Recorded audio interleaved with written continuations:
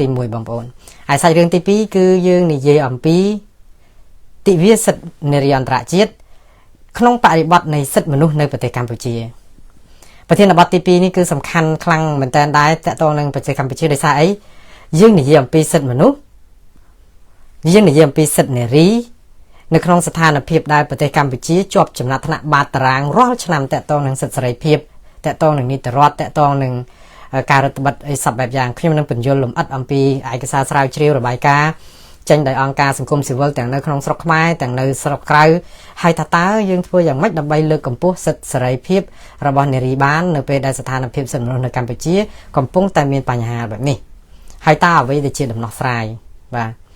ឥឡូវដើម្បីកុំឲ្យខាតពេលយូរខ្ញុំចូលដល់ប្រធានបទទី1តែម្ដងតកតងនឹងរឿងសេចក្តីសម្រេចរបស់តុលាការនៅឯសហរដ្ឋអាមេរិកករណីរដ្ឋបាលលោកត្រាំបងប្អូនមករយៈពេលកន្លងមកនេះគឺរដ្ឋបាលលោកត្រាំនេះគឺចាត់វិធានការយ៉ាងសន្ធឹកសន្ធាប់គឺថារន្ថើនច្រើនឥតកណនាដោយការឬក៏បទបញ្ជាដែលចេញមកដើម្បីរៀបចំរដ្ឋាភិបាលមួយដើម្បីឲ្យបំពេញតួនាទីទៅតាមអ្វីដែលជាការដឹកនាំរបស់លោកត្រាំនោះក៏គេធ្វើយ៉ាងសង្ខុញនៅក្នុងរយៈពេលជាងតែមួយខែហ្នឹងគឺមានដីកាសន្ទុះបទបញ្ជាហ្នឹងចេញកាលពីមុនកាលខ្ញុំផ្សាយប្រហែលថ្ងៃមុនហ្នឹងគឺស្ដកស្រង់បានតែ71សន្ទុះជាង70នៃបទបញ្ជាប៉ុន្តែពាក្យបណ្ដឹងដែលដាក់ប្តឹងរដ្ឋាភិបាលមានឡើងដល់ជាង100បណ្ដឹងទៅហើយតុលាការហ្នឹងក៏ចេញសេចក្តីសម្រេចជាហូរហែដើម្បីដោះស្រាយទប់ទល់នឹងស្ថានភាពនេះដែរឥឡូវនេះខ្ញុំលើកអំពីដីការបស់តុលាការសេចក្តីសម្រេចមិនដីកាទេបងប្អូនសេចក្តីសម្រេចរបស់តុលាការរបស់សហព័ន្ធបាទគឺតុលាការជាតិមករយៈពេលនេះគឺថាពីមួយថ្ងៃទៅមួយថ្ងៃគឺរដ្ឋបាលលោកត្រាំទទួលថ្នាំខ្លាំងរាល់ថ្ងៃខ្ញុំប្រាប់ពាក្យថាថ្នាំខ្លាំងដោយសារអីដោយសារតែសេចក្តីសម្រេចរបស់តុលាការគឺទាត់ចោលឬក៏ទប់ឬក៏ហាមរដ្ឋបាលលោកត្រាំមិនឲ្យធ្វើអ្វីជ្រុលពេកអីអញ្ចឹងទៅទប់ដើម្បីកុំឲ្យដើរលឿនពេកដូចជារឿងករណីបញ្ឈប់បុគ្គលិកតកតងនឹងការផ្ដាច់ជំនួយតកតងអីអញ្ចឹងទៅដូច្នេះដីកានឹងក៏ចេញជាបដាហើយជាទូទៅគឺចេញនៅក្នុងករណីដែលប្រឆាំងទៅនឹងចំណាត់ការរបស់រដ្ឋបាលលោកត្រាំជាជាងយល់ស្របតាមបាទដីកាតិចណាស់ដែលចេញយល់ស្របតាមប៉ុន្តែដីកាភាគច្រើនរបស់តុលាការគឺសេចក្តីសម្រេចហ្នឹងគឺចេញជំទាស់ទៅនឹងអ្វីដែលជាចំណាត់ការរបស់លោកត្រាំឥឡូវនេះគឺជាឧទាហរណ៍ជាក់ស្ដែងកាលពីថ្ងៃទី6ខែមីនាយើងនេះបាទនៅអាមេរិកគឺថ្ងៃពីម្សិលមិញថ្ងៃពហុបើនៅស្រុកខ្មែរពីម្សិលមួយថ្ងៃហើយដោយសារតែខាងនោះយើងដើរលឿនជាងនៅអាមេរិកមួយថ្ងៃនោះណាអញ្ចឹងកាលពីថ្ងៃពហុហ្នឹងគឺរដ្ឋចៅក្រមសហព័ន្ធគឺចៅក្រមជាតិក៏បានទប់បាទគឺទប់ដីកាឬសំទោសទប់ប័ណ្ណបញ្ជារបស់លោកត្រាំដែលបង្កក់ថវិកាថ្នាក់ជាតិដែលកញ្ចប់ថវិកាថ្នាក់ជាតិដែលត្រូវទម្លាក់ទៅមូលដ្ឋានឬក៏ទម្លាក់ទៅកិច្ចការអភិវឌ្ឍផ្សេងរួមទាំងជំនួយផងហ្នឹងគឺមិនអោយរដ្ឋបាលលោកត្រាំអាចមានសិទ្ធិបង្កក់ឬក៏ផ្ដាច់ឬក៏ផ្អាកជំនួយទាំងអស់នេះដោយមិនឆ្លងរដ្ឋសភាទេដូច្នេះដីការបស់តុលាការនេះមែនតើគឺជាថ្នាំខ្លាំងមួយទៀតដ៏ធ្ងន់ដែរសម្រាប់រដ្ឋបាលលោកត្រាំដោយសារអីបញ្ជាក់ថាអ្វីដែលជាការដែលទប់ឬក៏ផ្អាកឬក៏បង្កក់ថវិកាជំនួយឬក៏ថវិការបស់រដ្ឋតែម្ដងរបស់ជាតិសំទោសដែលត្រូវចែកដែលត្រូវទម្លាក់ទៅឲ្យអនុវត្តគម្រោងផ្សេងរបស់រដ្ឋាភិបាលនៅទូទាំងសហរដ្ឋអាមេរិកហ្នឹងគឺជារឿងមិនត្រឹមត្រូវតុលាការសម្រេចថានេះគឺជារឿងខុសច្បាប់បាទគឺអញ្ចឹងបានន័យថាហេតុអីបានជាតុលាការសម្រេចថារឿងនេះគឺជារឿងខុសច្បាប់ដោយសារតុលាការយល់ថារាល់កញ្ចប់ថវិកាជាតិដែលត្រូវទម្លាក់ទៅមូលដ្ឋានឬក៏ទៅថ្នាក់រដ្ឋឬក៏នៅទូទាំងប្រទេសហ្នឹងគឺសម្រេចដោយក្របខ័ណ្ឌរដ្ឋសភាអញ្ចឹងនៅក្នុងន័យនេះនៅពេលដែលរដ្ឋាភិបាលមានដូចថាចាត់ការដោយខ្លួនឯងដោយមិនឆ្លងរដ្ឋសភាគឺយើងល្មើសនឹងប័ណ្ណបញ្ជារបស់រដ្ឋសភាឬក៏ហៅថាអំណាចរបស់រដ្ឋសភាហើយនៅក្នុងន័យនេះតុលាការបានបញ្ជាក់ថាសហរដ្ឋអាមេរិកនេះមកដល់ម៉ោងនេះគឺឆ្លងកាត់សង្គ្រាមចម្បាំងរាំងជលហើយនាំគ្នាចូលតុដើម្បីជជែករៀបចំឲ្យមានជារដ្ឋធម្មនុញ្ញមួយដើម្បីការពារគេហៅថាតុល្យភាពអំណាចនៅក្នុងការដឹកនាំប្រទេសនោះហើយតុល្យភាពអំណាចហ្នឹងជាភាសាអង់គ្លេសយើងហៅថា checks and balances checks and balances ហ្នឹងគឺសំដៅទៅលើការផ្ទៀងផ្ទាត់អំណាចកុំឲ្យវាផ្អៀងទៅខាងណាខ្លាំងពេកហើយនៅក្នុងច្បាប់គឺបើខ្មែរយើងភាសាសាមញ្ញងាយយល់គឺ chia ẩm nát để ai kể đầm bay tụp cầm ai là tháp bị báo chỉ sai lệnh đầy mà dân tràn tràn tại pra bị khai thật chỉ sai lệnh đầy nó ban này tham ấy chưa cần sai đầm bay nhẹ xe ấy nó cứ ban này thầu sợi mà tụm hưng ấy nè thưa ấy cả ban này sai tại các bà cho nên dân trăng vậy chỉ vì sao sắm mánh vì sao khai sai tại các bà thưa tam tại các bà chấtนึกคืนไอ้ทัวร์หนังมันควาลตะปะปอลดาวเนี่ยนะจังรัฐธรรมนูญรัฐบาลอเมริกบานใจมาทางสถาบันแต่งใบคือสถาบันนิติปัญญาบาคือคางรัฐสภีนิติปฏิบัติคือคางรัฐพิบาลบานในทายกกลุ่มนึกหนึ่งฉบับได้อนุมัติโดยนิติปัญญาคางทัวร์ฉบับคางรัฐสภีนั้นยกแต่อนุวัตจังบันแก่ให้องนิติปฏิบัติให้ในเป็นอนุวัตบานหรือลูนหรือมันหรือลูนมีสถาบันมวยเตี้ยได้จีองทมมวยเตี้ยได้นั่นคือองแต่งใบนั่นคือตุลาการก็มีสิทธิ์ไอกรีระบอกล้วนได้มันจุ่มน้อยรัฐพิบาลของการเตรียมตัวอำนาจรัฐพิบาลดำไปดักสลายปัญหาบันดังไปเจปรอดได้ดังรัฐพิบาลเรื่องทั่วเหมือนตรำตรึงนั่งได้โดยเฉพาะอำนาจแต่งใบนี่คือตัดสลับปีนี้ได้เหมือนอาจมีหน้ารมโลบนะบางทีบัดสันเจรมโลบโดยเฉพาะกรมลูกจอนมาคอนเนลได้กวาดสำหรับสิกได้การปีไงที่ผมมวยใครมีนี้ก็ลองแต่นี้แต่ตอนหนึ่งการได้จับตุกทากาบังเกาะหรือกอบหรือกอบดัดทวิกาชีตtừสถาบันเซ็งแต่ในสหรัฐอเมริกนี้คือบานในทางเรื่องข้อฉบับนั้นลูกบานในเย็นใช่ลูกทาดำใบไทยรักษายุติธรรมสังคมสันดับทนอบสังคมหนึ่งการประพฤติหรือลุ่นระบอบรัฐพิบาลหนึ่งไทยรักษากุนดำไหลประเจตปไตยสิทธิมนุษย์ให้หนึ่งเจพิเศษคือเพียบจมรอจิตซะในครองสหรัฐอเมริกได้จีวัปทวประเพณีตุ่มเนียมตุ่มรอบหนึ่งฉบับได้บังการมาอย่างละอผู้พองระบอบสหรัฐอเมริกคือแต่ละการสำรัดดิฉันดำไปตุบกอมอรัฐพิบาลจิตเสแหล่งใดจะรัฐจังสกัดสำรัดระบอบแต่ละการจังบานในทันเจถ้าเกมเหมือนลูกใดtừ khung ca cướp còngสถาบันระบอบรัฐพิบาลโดยเฉพาะครบครองกระทรวงเหมือนตีบอกกันเลิกระบอบรัฐพิบาลขนมการจัดแจงกิจการตู้ตือคือถ้าอัดระบอบรัฐพิบาลนั่นคือตลาดการอัดบ้านกิจจหรือก็ควาลเรื่องนึงประมาณแต่พันธะเอาไว้ในยศจัตุดัชจิงเกคือการบัดอำนาจระบอบประเทศในแต่ประเดี๋ยวได้เหมือนไอ้ทั่วไว้ใส่แต่กบาลจัดนะจังในขนมในนั้นคือตลาดการบันรอเคยท้ารัฐบาลลูกทรัมป์ปิดจีบานประพฤติข้อฉบับจะต้องหนึ่งการประดับหรือก็บังเกาะมูลนิธิหรือก็ทวิกาชีตมันตำละตือเอาไปปราโดยธรรมดานะเพื่อไอ้ยังดังให้เป็นลูกทรัมป์โจการดำเนินเพลี้ยมคือกวาดจับดำเจนบัดบัญชีมุ้ยคือเอาไปบังเกาะหรือก็ประดับจุ่มนุ้ยสมทบทวิกาธนาชีตนั้นคือเหมือนเอาบัญชีตือถ้วยแรงสเต็กครบกระไรต่างอ่ะให้บันดังนั่นคือดักเมาสลายให้บันดังได้ดักเมานั้นได้แต่ละการสำหรับนี้ตามพัฒนาตอบตัวหนึ่งบันดังระบอาแกะรอดอัญญาดาวเตอร์มาให้ปีรอดได้ดมคืนนี้ดังแต่ตัวหนึ่งเรื่องการได้หรือกับบังเกาะมูลนิธิได้เพื่อเอาสหจิตการประพฤติในดำนาหรือลุ้นในรัฐพิบาลหรือก็กิจการประจำไงรัฐบาลไอ้เซนนั่นคือviệcแกงสเตเดินเหมือนดังเตอร์นาเอารู้จังนะให้อ่านนังปักปอนเหมือนแต่ดอลการบ่มร้าวเสวาดอลปัจจิปรอดอ่อยบานเลื่อนฉับตามแต่อ่อยถั่วบานดอลเปแต่ยังมีปัญหาทวิการนังเต้ถั่วอ่อยการเงี้ยวิอาสกรรมจังเรื่องแต่ได้ทำไอ้กษาได้รถกาเตยปลาเปแต่ปีติดใบติดไอ้หนึ่งลางดอลรอบไข่ไอ้จังเตยโดยเฉพาะหนึ่งเรื่องชรานะแต่ต้องหนึ่งการได้บังเกาะทวิการชิ้นนี่จังจะการฉลายตอบตามปัดรัฐตลาดการนี่ก็บานเจ้าประกันรัฐบาลลูกตรามน้องอัมพีบัดเกินหนึ่งตลาดการแต่เตี้ยโดยซาไอ้โดยซาแต่ตลาดการดัดได้เลยลูกชายกรมดัดได้ละจอห์นมาคอนเนลนี่การไปขายแม่กระจังเดการแต่ซากาการเปียมุ้ยคือในเป็นเดมีนเหมือนดังคือจังเดการแต่ซากาเปียปรับท้ามันอาจ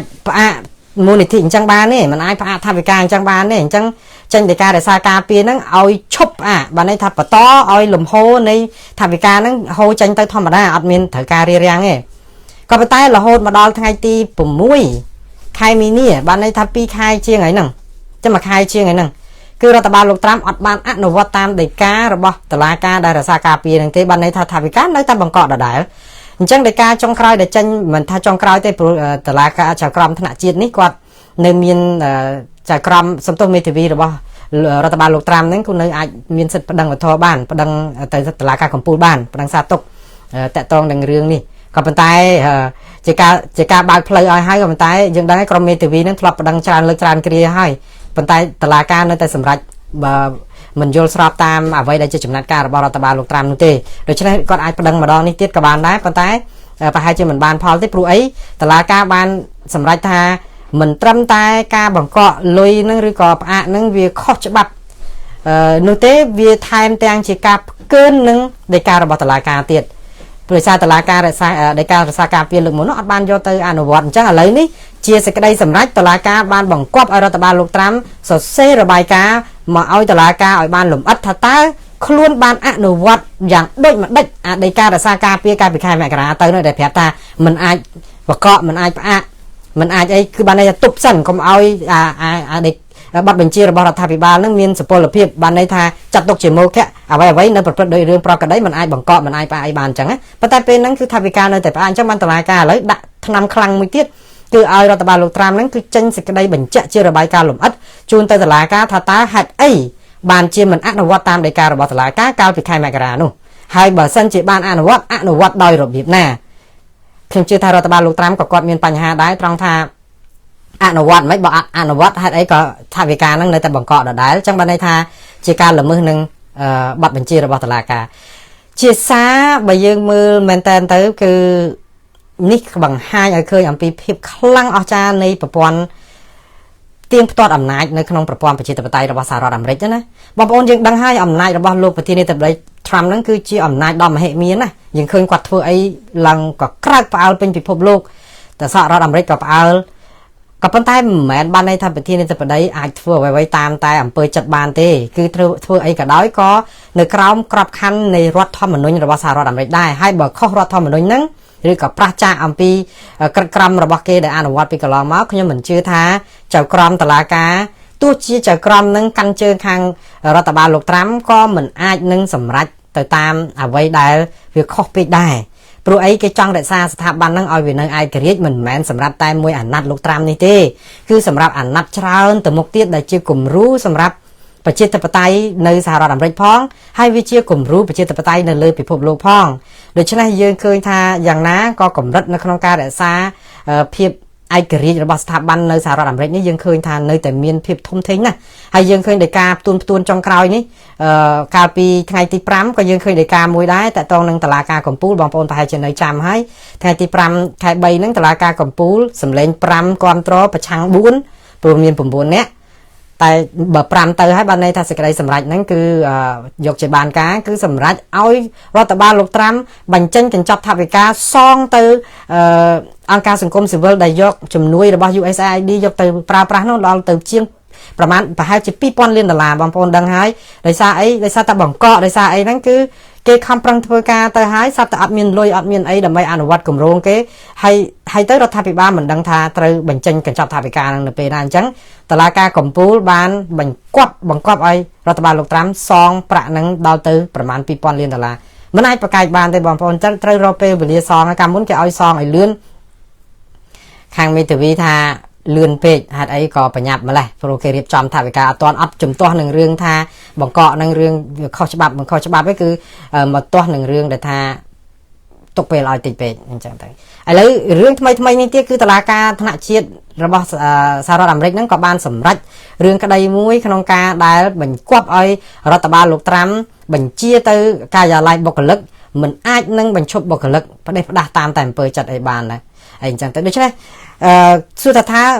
រដ្ឋបាលលោកត្រាំមិនអាចបញ្ឈប់បុគ្គលិកបានតទៅទៀតទេនៅតែអាចបញ្ឈប់បានអញ្ចឹងព្រោះគាត់កាន់ការរដ្ឋាភិបាលក៏ប៉ុន្តែមិនអាចនឹងធ្វើឲ្យល្មើសអ្វីដែលជាគោលការណ៍របស់រដ្ឋធម្មនុញ្ញដែលមានបណ្ដឹងហើយតុលាការសម្រេចទៅតាមស្មារតីនៃរដ្ឋធម្មនុញ្ញរបស់សហរដ្ឋអាមេរិកដូច្នេះយើងនៅតែឃើញថាកម្រិតនៃភាពឯករាជ្យរបស់តុលាការនៅតែមានដដែលហើយប្រធានាធិបតីនៅតែអាចបន្តការអនុវត្តជំហានរបៀបចំណាត់ការរបៀបដូចជាកាចរបស់គាត់បានដដែលប៉ុន្តែចាំតែដោះស្រាយបញ្ហាផ្លូវច្បាប់ទៅគេប្តឹងជាង100បណ្ដឹងហើយមួយថ្ងៃឥឡូវរវល់តែរឿងដោះស្រាយនោះម្ដងអស់លុយប្រហែលលានដុល្លារទេតើតើនឹងកិច្ចដំណើរការនីតិវិធីដែលធ្វើឲ្យគេប្តឹងច្រើនណាប្តឹងច្រើនមែនតើតែយ៉ាងណាពួកគាត់នៅតែវិវត្តទៅធម្មតាដោយសារតែនេះគឺជារបៀបដឹកនាំប្រទេសបែបលោក Donald Trump បាទដែលបងប្អូនប្រជាពលរដ្ឋមើលមកហ្នឹងឃើញថាប្លែកចម្លែកអស្ចារ្យប៉ុន្តែ នេះគឺជាអ្វីដែលជាភាពពិសេសរបស់បុគ្គលឬក៏ថាភាពជាអ្នកដឹកនាំរបស់លោកត្រាំហើយក៏មានអ្នកគ្រប់គ្រងគាត់ជាង70លានអ្នកដែរមិនអញ្ចឹងនៅសល់ជាង70លានដែលបោះឲ្យគណៈបកប្រជាធិបតេយ្យចាំអាណត្តិក្រោយទៀតទៅឥឡូវនេះទុកឲ្យលោកត្រាំដឹកនាំ4ឆ្នាំប៉ុន្តែមិនដឹងថា4ឆ្នាំរបស់គាត់អាចនឹងប្រព្រឹត្តទៅដល់ចាប់ដើមឬយ៉ាងណាទេព្រោះអាចពាក់កណ្ដាលអាណត្តិមានគេបោះទម្លាក់គាត់ថាលើកនេះវាមិនដូចលើកមុនទេបោះឆ្នោតទម្លាក់មកយ៉ាងណាគឺយើងត្រូវបើទម្លាក់ប្រធានាធិបតីគឺត្រូវការសម្លេងរហូតដល់ទៅ2ភាគ3នៅក្នុងព្រឹទ្ធសភាបងប្អូនចឹងសម្លេង2ភាគ3ហ្នឹងបានន័យថាមានតទៅ66សម្លេងបានអាចទៅរួចនៅក្នុងចំណោម100សមាជិកព្រឹទ្ធសភា100នាក់ហើយគណៈបកប្រជាធិបតេយ្យមានសម្លេងតែមិនដល់50ផងដូច្នេះបើប្រជាធិបតេយ្យគាត់មិនពេញចិត្តចង់ទម្លាក់លោកត្រាំក៏នៅតែមិនអាចទៅរួចដែរដោយសារតែបើខាងប្រជាធិបតេយ្យ10នាក់ជាងទៀតមិនចូលរួមនៅក្នុងការគ្រប់គ្រងឲ្យបោះទម្លាក់លោកត្រាំអីអញ្ចឹងដូច្នេះរឿងនេះវានឹងអាចទៅរលូនចឹងលោមិនណាថារលូននេះនឹងអាចប្រព្រឹត្តទៅរហូតដល់ចាប់ដើមដល់អាណត្តិ4ឆ្នាំក៏សំណួរសួរទៅវិញថាចាប់4ឆ្នាំលោកត្រាំចង់តបាន4ឆ្នាំទៀតយ៉ាងម៉េចទៅវិញអានឹងសំកិតទៀតព្រោះតាមច្បាប់ជាទូទៅគឺប្រធានាធិបតីសហរដ្ឋអាមេរិកអាចកាន់តំណែងបានតែត្រឹម2អាណត្តិទេដូច្នេះគាត់ធ្លាប់កាន់បានមួយអាណត្តិម្ដងហើយកាលពីឆ្នាំ2016-17នោះឥឡូវនេះជាអាណត្តិចុងក្រោយរបស់គាត់ហើយអានេះបើតាមការកំណត់ជាទូទៅប៉ុន្តែអ្នកច្បាប់នឹងគេអាចបកស្រាយថាទេ2អាណត្តិហ្នឹងគឺតើសំដៅទៅលើ2អាណត្តិជាប់គ្នាបើអាណត្តិមុនដាច់ហើយមកអាណត្តិក្រោយដាច់អញ្ចេះគេមិនរាប់ថា2អាណត្តិទេអីយ៉ាងណាហ្នឹងគឺជាការជជែកផ្សេងទៀតប៉ុន្តែខ្ញុំគិតថាមិនមានអីគួរឲ្យមិនតិលនៅក្នុងការជជែកទៀតទេបើ2អាណត្តិហើយអស់ពី2អាណត្តិហ្នឹងគឺចប់ហើយអញ្ចឹងទៅណាបាទឥឡូវនេះខ្ញុំក៏អ្វីដែលខ្ញុំលើករឿងនេះគឺខ្ញុំចង់ជម្រាបបងប្អូនដែរដែលជាពិសេសអង្គការសង្គមស៊ីវិលនៅប្រទេសកម្ពុជាច្រើនណាស់ដែលទទួលបានថវិកាជំនួយពីអង្គការ USAID ពីក្រសួងការបរទេសអាមេរិកហើយការបង្កក់មូលនិធិរបស់ពួកគាត់ហ្នឹងគឺរយៈពេល90ថ្ងៃបងប្អូនតាំងពីខែមករាមកដល់ឥឡូវនេះគឺជិត2ខែទៅហើយមិនមែនងាយស្រួលទេណាបងប្អូននៅពេលដែលយើងមានមូលនិធិយកទៅដោះស្រាយបញ្ហាប្រាក់បៀវត្សបុគ្គលិកអនុវត្តគម្រោងលក្ខណៈជួលអគារជួលអីផ្សេងសម្រាប់ទីស្នាក់ការអីហ្នឹងតើបើអស់ទៅតើពួកគាត់បានអីពឹងអានេះហើយដែលធ្វើឲ្យមានការលំបាកដែរក៏ប៉ុន្តែដូចខ្ញុំបានជម្រាបអញ្ចឹងថាយើងឃើញសេចក្តីសម្រេចរបស់តុលាការម្ដងជា2ដងគឺហាក់បីដូចជាយល់ថាការដែលសម្រេចរបស់រដ្ឋបាលលោកត្រាំហ្នឹងមិនត្រឹមត្រូវ100% ទេវាមានការឆក់ល្វែងដែរដែលឲ្យមានការសម្របសម្រួលអញ្ចឹង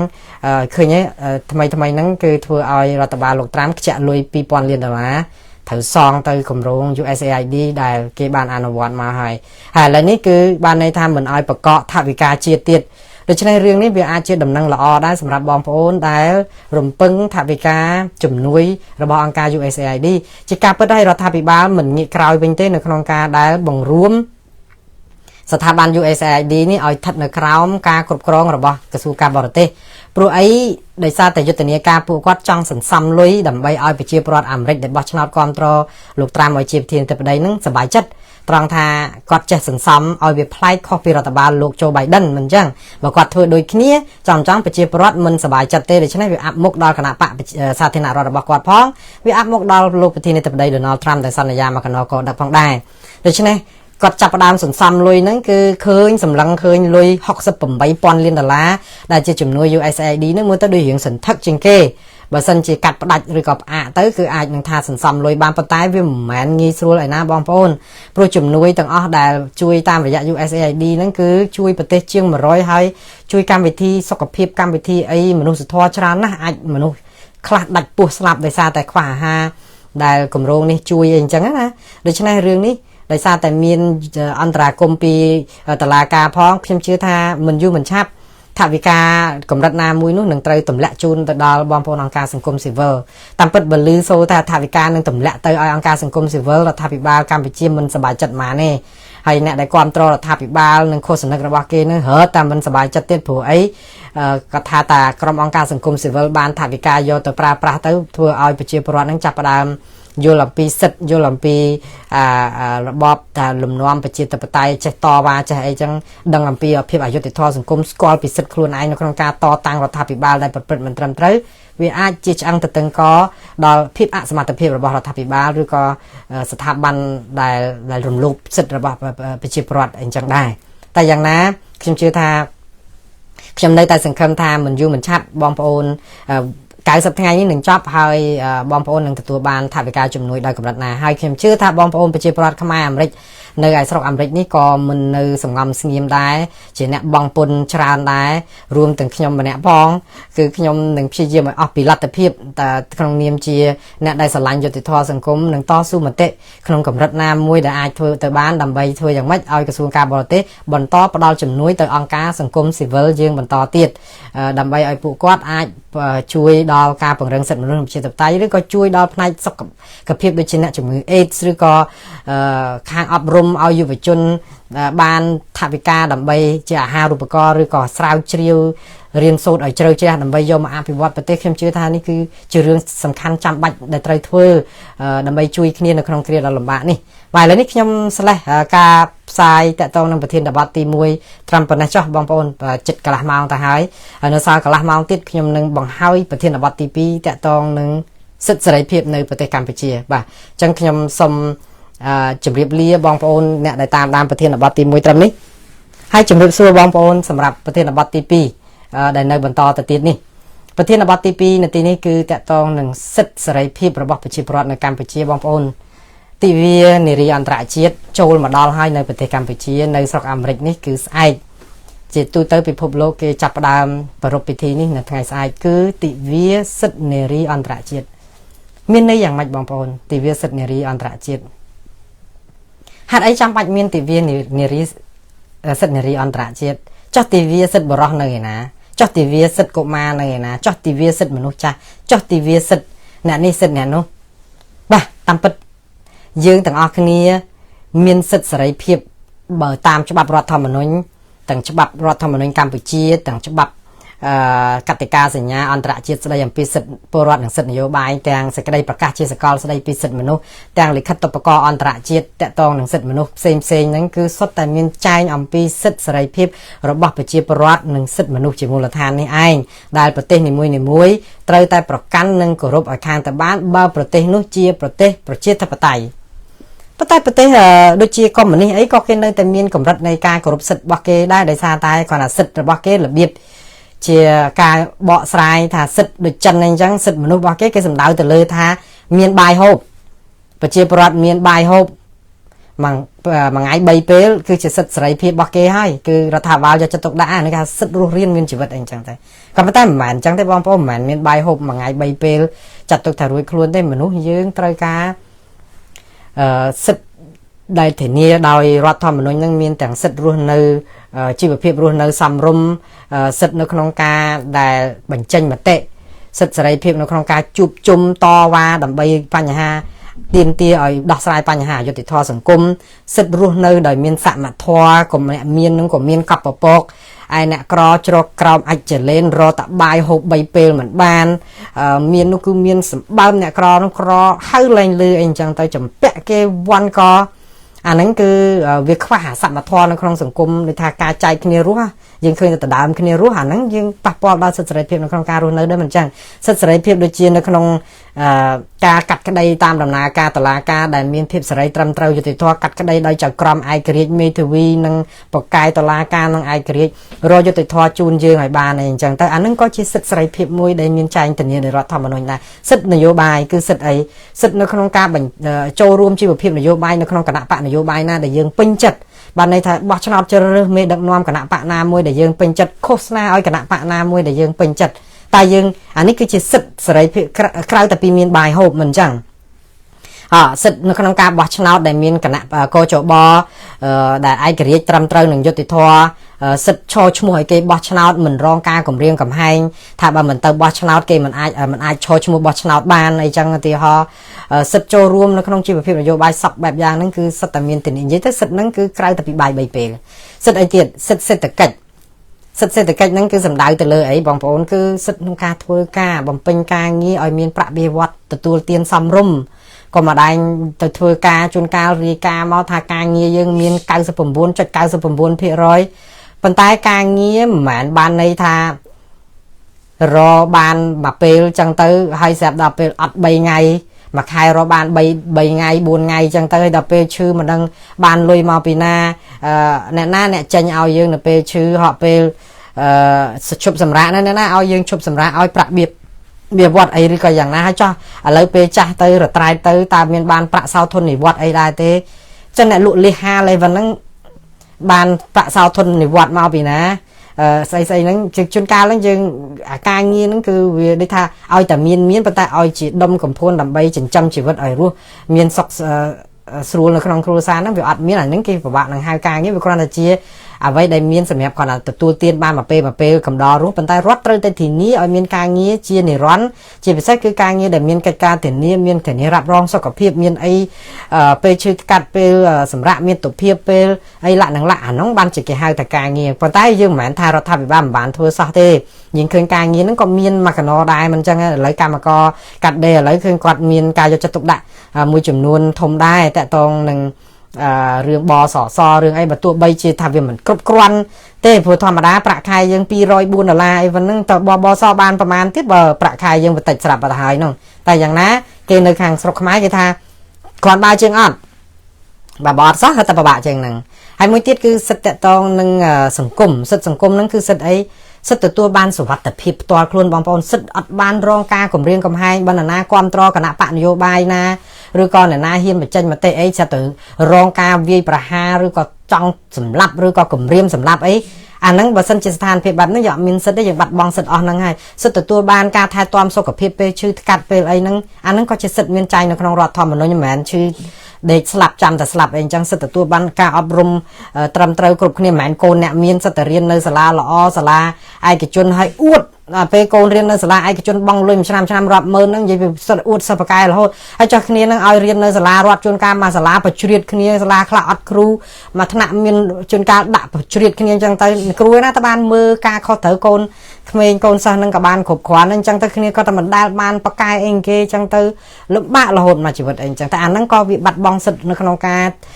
ตัวบางการอบรมโดยสมาธิคณีจังนั้นบางคนจังสดนั่นคือวิมีนชราเหมือนแต่ไอ้เรื่องยี่ปีเรื่องสดสตรีหรือกับสดเนรีวิ่งหากไอ้บันจึงจำไอ้ประรบสดเนรีตามปัจสดเนรีคือจะสดมนุษย์แต่ยังหรือยังไอ้ใครสดบรักก็จะสดมนุษย์จักก็จะสดมนุษย์สดเจมูลทานส่วนตาประเทศกัมพูชีมีนสดเจมูลทานนั่งได้หรือกับอย่างน่าเชื่อถ้าจำลายบองปอนแต่ความตรอทางบ้านหนึ่งชลายมาถ้าขมิ้นประเทศนามีนสดสลายเพียบดอสมบูรณ์แบบโดยประเทศกัมพูชีเต้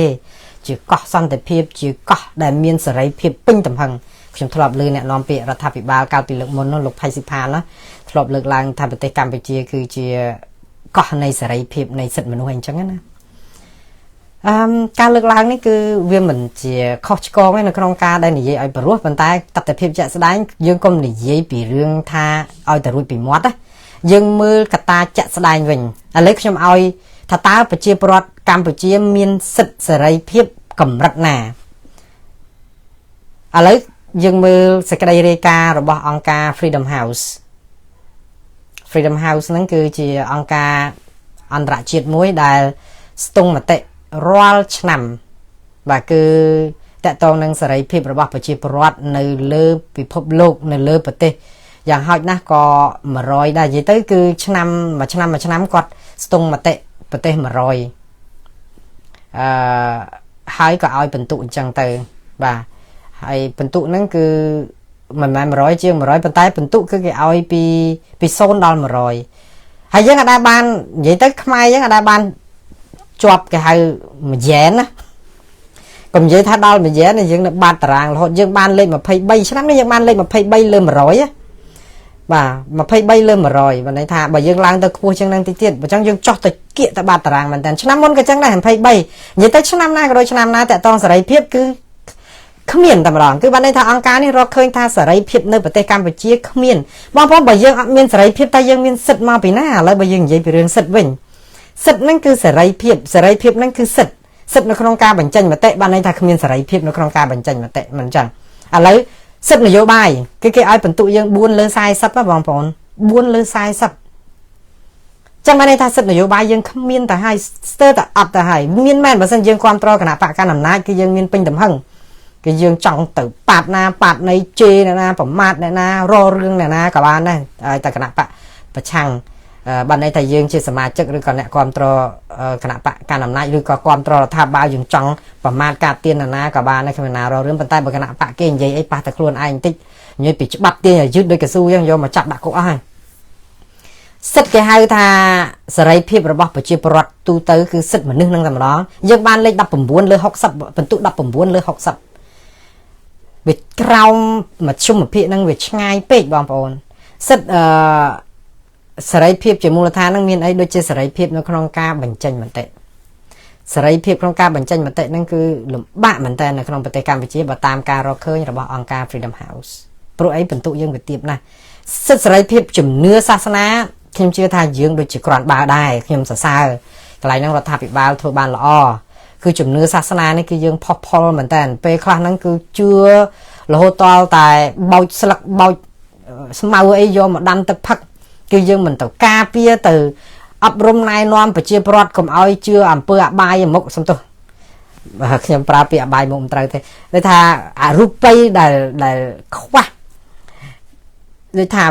វាធ្វើឲ្យអាប់អោនចិត្តសាសយើងជំនឿខ្វះអីគេជឿមកកណោជឿបន់ជឿបាបហ្នឹងគឺជាជំនឿពិភពលោកជាសេចក្តីថ្លៃថ្នូរតាអ្នកដែលប្រព្រឹត្តអំពើបាបគឺអ្នកត្រូវទទួលកម្មទស្សនកម្មផលហ្នឹងគឺជាទស្សនៈដ៏ថ្លៃថ្នូរត្រឹមត្រូវ logic ក៏ប៉ុន្តែនៅពេលដែលឲ្យប្រជាពលរដ្ឋទៅជឿលោកសង្ឃបក់ផ្លិតឯណាដីហុយឯណានាំគ្នាទៅជឿកទឹកកដីហើយចំណាយពេលវេលាអីសពបែបយ៉ាងទៅនាំបោចអស់ស្លឹកឬក៏ស្អីនៅម្ដុំអាស្រមរបស់លោកនឹងយកទៅដាំទឹកផឹកយកទៅធ្វើអីដើម្បីឲ្យមានសេចក្តីសុខហើយអត់មាននរណាខាត់មាននរណាអីអញ្ចឹងមករយៈធំមានតែអ្នកជួយជ្រោមជ្រែងទៀតដូច្នេះនេះជំនឿនេះវាចូលដល់ជ្រុលនិយមទៀតពេលខ្លះខ្ញុំសុំទោសខ្ញុំមិនទៅខាត់ខាំងបងប្អូនដែលជឿលើជំនឿសាសនាអីទេព្រោះវាជាអំពើបាបដែរបើសិនជាខ្ញុំទៅខាត់ខាំងបងប្អូនដែលជឿលើជំនឿសាសនាព្រោះអីសាសនាគឺជាសាសនាដែលមានចែងនៅក្នុងរដ្ឋធម្មនុញ្ញដែរថាប្រជាពលរដ្ឋមានសិទ្ធិជឿលើជំនឿអីក៏បានដែរទៅតាមការចូលចិត្តទៅការពេញចិត្តរបស់ខ្លួនព្រោះអីគេជឿថាសាសនាណាក៏ចង់ឲ្យតែមនុស្សល្អចង់អប់រំចិត្តអីចឹងណាប៉ុន្តែមានជំនឿអរូបីមួយចំនួនហ្នឹងគឺវាជាជំងឺបងប្អូនវាធ្វើឲ្យអាប់អោនកិត្តិយសជាតិសាសន៍យើងយ៉ាងថាជាតិសាសន៍ណាក៏គេមានជំនឿអរូបីណាប៉ុន្តែយើងនឹងវាពេលខ្លះនឹងមានអ្នកនយោបាយនឹងមកកេងចំណេញនយោបាយនឹងដើម្បីបានលោកសង្ឃមួយអង្គចឹងទៅក៏នាំគ្នាវាព្រឹត្តិការណ៍នឹងឲ្យវល់ចឹងកុំឲ្យប្រជាពលរដ្ឋគិតពីអីឃើញចឹងទៅយើងឃើញអំពីភាពទុច្ចរិតនៅក្នុងការដែលពង្រួមមនុស្សឲ្យជឿសាសនាបើថាយកច្បាប់មកទាញមែនប៉ុន្តែច្បាប់ហ្នឹងហាក់បីដូចជានិយាយមកដូចថាកេងចំណេញដើម្បីឲ្យចូលក្នុងកត្តានយោបាយរបស់ខ្លួនអញ្ចឹងណានេះគឺជាតកតងនឹងសិទ្ធិសេរីភាពរបស់ប្រជាពលរដ្ឋនៅក្នុងជាមូលដ្ឋានហ្នឹងគឺយើងអត់បានបន្ទុកជាប់ទេយើងធ្លាក់ខ្ញុំសរសើរនៅស្រុកខ្មែរមួយដែរដោយសារតែ Freedom House ក៏គេរកឃើញថាសេរីភាពបន្ទុកសេរីភាពនៅក្នុងបញ្ហាអ៊ីនធឺណិតគឺគេថាយើងមានសេរីភាពដោយអន្លើដែរមិនអត់សោះទេប៉ុន្តែខ្ញុំជឿថាបងប្អូនខ្មែរនៅស្រុកខ្មែរហ្នឹងសប្បាយប្រើអ៊ីនធឺណិតមកទំហឹងណាដូចជាមិនដែលមានបញ្ហាទេមិនអញ្ចឹងបងប្អូនណាឲ្យតែមានលុយដាក់ការទូរស័ព្ទទៅបង់ទៅ$1ជន់អីហ្នឹងបានអ៊ីនធឺណិតប្រើប្រហែលថ្ងៃមួយអាទិត្យអីអញ្ចឹងទៅបានន័យថាវាធូរថ្លៃខ្លាំងមែនតើណាជាការល្អដែរព្រោះអ៊ីនធឺណិតនេះគឺជាមធ្យោបាយដែលធ្វើឲ្យប្រជាពលរដ្ឋដឹងព័ត៌មានប្រជាពលរដ្ឋខ្លាយទៅជាអ្នកដែលបានព័ត៌មានច្រើនជាងដូចកែបក្នុងដូងអីចឹងណាវាជារឿងល្អប៉ុន្តែអ៊ីនធឺណិតហ្នឹងណាក៏មានការរឹតបន្តឹងមកសន្ធឹកដែរដោយសារអីគេហាក់ទំព័រមួយចំនួនបើរដ្ឋាភិបាលចង់បិទចង់អីហ្នឹងគឺបិទបានអីអញ្ចឹងទៅគឺមិនអោយប្រជាពលរដ្ឋបើកបានมันមានទលំទលាយអីអញ្ចឹងទេអញ្ចឹងហើយបានជាអង្គការ Freedom House ហ្នឹងរកឃើញថាសេរីភាពអ៊ីនធឺណិតហ្នឹងក៏មានការរឹតបន្តឹងជាពិសេសដូចជាតាក់ទងនឹងរឿង Facebook អីអញ្ចឹងមានការចាប់ចងអ្នក comment អីលើ Facebook អីហ្នឹងដែលគេថាប៉ះពាល់ដល់ថាពិបាលសន្តិសុខសង្គមញុះញង់អីចឹងទៅក៏មានការធ្វើទុកបុកម្នេញលើកណានោះរហូតតតែមានការ share ការអីព័ត៌មានអីហ្នឹងគឺភ័យតែម្ដងបងប្អូនប្រជាពលរដ្ឋខ្មែរឥឡូវហ្នឹងសូម្បីតែ click like និង share ព័ត៌មានមួយចំនួនហ្នឹងគឺភ័យខ្លាចគេរករឿងដែរដោយសារអីធ្លាប់ចាប់គ្នាដាក់ពន្ធនាគារឬអីអញ្ចឹងដោយសារតែរឿង Facebook អីអញ្ចឹងណាដូច្នេះនៅកម្រិតនៅក្នុងការដែលមានសិទ្ធិសេរីភាពខ្លះដែរលើហ្នឹងក៏ប៉ុន្តែក៏នៅតែមានការរដ្ឋបတ်ច្រើនដែរខ្ញុំបានជជែកអំពីសិទ្ធិនយោបាយសិទ្ធិអីហ្នឹងនេះគឺជាអ្វីដែលអង្គការ Freedom House ក៏រកឃើញអញ្ចឹងសរុបសេចក្តីមកវាមានរឿងច្រើនណាស់តាក់ទងនឹងនីតិរដ្ឋដែរតើនីតិរដ្ឋកម្ពុជាយើងមានទេបងប្អូននីតិរដ្ឋហ្នឹងបានន័យថាម៉េចនីតិរដ្ឋហ្នឹងគឺមកពីនីតិបូកនឹងរដ្ឋនីតិគឺច្បាប់រដ្ឋ จังบ้านในประเทศជាភូមិជាស្រុកជាតិយើងទាំងមូលហ្នឹងដែលមានច្បាប់ជាគោលតែយើងមានច្បាប់ជាគោលឬនៅបងប្អូនខ្ញុំថាបើសិនជាសួរសំណួរអញ្ចឹងបងប្អូនសួរខ្ញុំចាំមើលរដ្ឋធម្មនុញ្ញគេទេច្បាប់ក្រមព្រហ្មទណ្ឌគេច្បាប់រដ្ឋប្រវេណីច្បាប់ស្អីមកកណក៏ដឹកឲ្យថ្មីនេះគេទៅចេញច្បាប់អីណាមួយទៀតប្រឆាំងនឹងដាក់ទោសអ្នកដែលហ៊ានថារបបខ្មែរក្រហមមិនមែនជារបបបល័យពូជសាសអីឡាក់នឹងឡាក់អីអញ្ចឹងច្បាប់មានមកកណក៏ដឹកហេតុអីក៏យើងថាប្រទេសអត់មាននីតិរដ្ឋខ្ញុំដកស្រង់ចេញអំពីសេចក្តីរាយការណ៍ឬក៏របាយការណ៍របស់អង្គការមួយដែលគេរកឃើញដែលយើងអង្គការនេះគេហៅគម្រោងយុត្តិធម៌ពិភពលោក World Justice Project គឺគេរកឃើញនៅក្នុងឆ្នាំ2024កន្លងទៅគឺនីតិរដ្ឋនៅប្រទេសកម្ពុជាយើងគឺនៅទាបណាស់បងប្អូនអើយទាបមែនតើទាបនេះទាបគួរអាសូរ142ប្រទេសយើងជាប់លេខ141យើងឈ្នះតែវេណេស៊ុយអេឡាមួយគត់ហើយនិយាយទៅនៅតំបន់អាស៊ីអាគ្នេយ៍យើងតែនិយាយទៅវាអយុត្តិធម៌សម្រាប់ខ្មែរយើងពេកទេដឹងដែលថានីតិរដ្ឋយើងក្រោមសំបីតែប្រទេសភូមាប្រទេសឡាវប្រទេសវៀតណាមយើងដឹងហើយភូមាហ្នឹងគឺថាសាហាវខខើដុតមនុស្សទាំងរស់ហើយថៃឯហ្នឹងឃើញរដ្ឋបហាហ្នឹងមកកណក៏ដឹកនោះអត់អីបានខ្មែរយើងហ្នឹងទៅជ្រកនៅអាស៊ានរបស់យើងយើងក្រោមបាតតារាងទៀតផ្នែកនីតិរដ្ឋខ្ញុំថាអញ្ចេះប្រទេសភូមាឃើញមានអំពើហិង្សាអំពើអីកើតឡើងក៏ច្រើនដែរក៏ប៉ុន្តែគេអាចនឹងមានកម្រិតនៅក្នុងការគោរពស្អីគោលការណ៍ដែលគេស្ទង់មើលទៅប្រជាពលរដ្ឋអាចនៅទទួលបានសិទ្ធិសេរីភាពដោយកម្រិតណាមួយដែលអាចក្រាន់ជាងយើងក៏ថាបានហើយដល់ពេលឃើញប្រទេសគេឡើងសឹងទៅជាផេះផង់បែបនេះទៅហើយតកតងនឹងរដ្ឋបហារឿងយោធាផ្ដាច់ការនោះហើយតែយើងនឹងក្រោមគេទៀតចឹងបើពិភពលោកស្ដាប់មកនឹងយើងមិនដឹងជាអាក្រក់ប៉ុណ្ណាទេដោយថាវាអស់សាច់ចាបងប្អូនសំទោសសូមអធិស្ឋានដែលប្រើពាក្យដូចជាអសរោះបន្តិចតែវាមិនដឹងថាត្រូវយកអីមកឲ្យយល់ដើម្បីឲ្យដឹងថាវារវាលលួយអស់ណាអស់សាច់ហ្នឹងគេចង់និយាយថាវាលលួយរកសាច់ល្អកន្លែងណាមិនបានណាតែយើងក្រោមគេពេកអញ្ចឹងទៅហើយដល់គេមើលមកយើងហ្នឹងគឺគេថាជាតិសាសន៍យើងហ្នឹងគឺហេតុអីក៏តែអញ្ចឹងក៏តែយើងធ្លាប់មានការបោះឆ្នោតយើងធ្លាប់មានប្រព័ន្ធប្រជាធិបតេយ្យយើងមានកិច្ចព្រមព្រៀងសន្តិភាពទីក្រុងប៉ារីសយើងមានអីមកកណកដឹកហើយហេតុអីបានជាប្រទេសយើងបានជានីតិរដ្ឋយើងធ្លាក់ទាបមកម្លេះ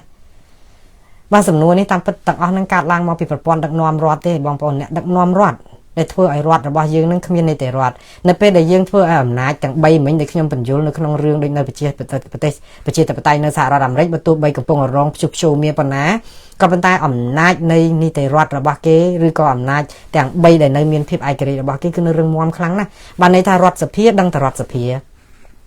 ដ្ឋាភិបាលដឹងតែរដ្ឋាភិបាលតុលាការគឺដឹងតុលាការមិនដូចយើងលើព្រឹទ្ធសភាមិនដឹងព្រឹទ្ធសភានៅណារដ្ឋសភាមិនដឹងរដ្ឋសភានៅណារដ្ឋាភិបាលមិនដឹងរដ្ឋាភិបាលតុលាការចបោកចបល់បាយបិណ្ឌដូចជាបាយបាត3ពំនុះពូតចូលគ្នាមូលជាម្ដុំមូលតល់ដូចបាល់អញ្ចឹងបានន័យថារលាយសាច់មួយអញ្ចឹងអត់មានអ្នកណាផ្ទៀងផ្ទាត់អំណាចអ្នកណាបានទេអញ្ចឹងជិះសេះលែងដៃសាច់តែអំពើចិត្តអញ្ចឹងហើយបានជានៅសហរដ្ឋអាមេរិកគេខ្លាចណាស់អាការជិះសេះលែងដៃហ្នឹងអញ្ចឹងបានគេឲ្យមានប្រព័ន្ធប្រជាធិបតេយ្យឲ្យមានគណៈបកប្រឆាំងដើម្បីអីដើម្បីកុំឲ្យរដ្ឋាភិបាលជិះសេះលែងដៃហើយបើជិះសេះលែងដៃបងប្អូនដឹងថាយ៉ាងម៉េចទេបើវិជិសេឡើងដៃបានន័យថាមកសេរីជន់ណាក៏បានដែរគឺថាមកតំហឹងតែម្ដងអញ្ចឹងវាអត់មានយុត្តិធម៌សង្គមទេព្រោះអត់មានអ្នកណាទៅរករឿងគាត់លើកឡើងតែគាត់ខ្លួនឯងមានអារម្មណ៍ថាអូខ្ញុំធ្វើខុសច្រើនពេកហើយល្មមបថយដៃខ្លះទៅវាហត់ពេកវាចុកពេកដូចសម័យខ្មែរក្រហមអញ្ចឹងសម្រាប់មនុស្សវាថាវាសាហាវខខើពេកដបងគុលអាស័យនឹងផងធ្វើបាបគ្នាយូរទៅវាអស់កម្លាំងនៅក្នុងការវាយចាប់ផ្ដើមរកវិធីអីផ្សេងទៀតដូចថាដើម្បីធ្វើឲ្យគ្នាស្លាប់ដូចថាវាចុកដៃពេកប៉ុន្តែដល់ពេលចុកដៃបថយមិនមែនបថយការសម្លាប់រកវិធីសម្លាប់អីផ្សេងទៀតតោះតែមនុស្សនឹងគិតថាដឹងតែខ្លួននឹងវារៀងហត់នៅក្នុងការសម្លាប់បានបថយដៃបានប្រជាពលរដ្ឋឬក៏ជនរងគ្រោះនឹងដូចរៀងធូរបានអ្នកខ្លះអាចរួចខ្លួនណាព្រោះដោយសារតែគេឈប់ដូចហត់ពេកអង្គុយយូរឬក៏ទៅថាវាយចោលទៅក្នុងអណ្ដៅដូចនៅក្នុងករណីប្រជាពលរដ្ឋរួចខ្លួនមកកណោសម័យខ្មែរក្រហមដោយសារអីត្រូវទឹកសន្សើមព្រលឹមឡើងលូនចេញពីភ្នោមកគេវាយប្រមាណគល់អាស័យពីល្ងាចអីអញ្ចឹងទៅដោយសារអីដោយសារវាអស់កម្លាំងពេកអញ្ចឹងទៅដល់ខ្លួនឯងចិត្តណាព្រលឹមយប់ហើយទៅតែទៅរកកន្លែងដេករកពួនអីអញ្ចឹងទៅអញ្ចឹងគ្នាមានភ័ព្វវាសនាបានរស់តែបើឲ្យអ្នកនោះឯងបលែងឲ្យគ្នារស់អត់រស់ទេ គឺតើខ្លួនឯងហ្នឹងគឺថាវាហត់នៅក្នុងអំពើបាបហ្នឹងទៅក៏សម្រាប់តែខ្លួនឯងតែគ្នាហ្នឹងក៏បានសង្ឃឹមយើងអត់ចង់ឲ្យបានវាមានអាស្រុកទេសកើតអញ្ចឹងណាអត់ចង់ឲ្យអ្នកដឹកនាំអី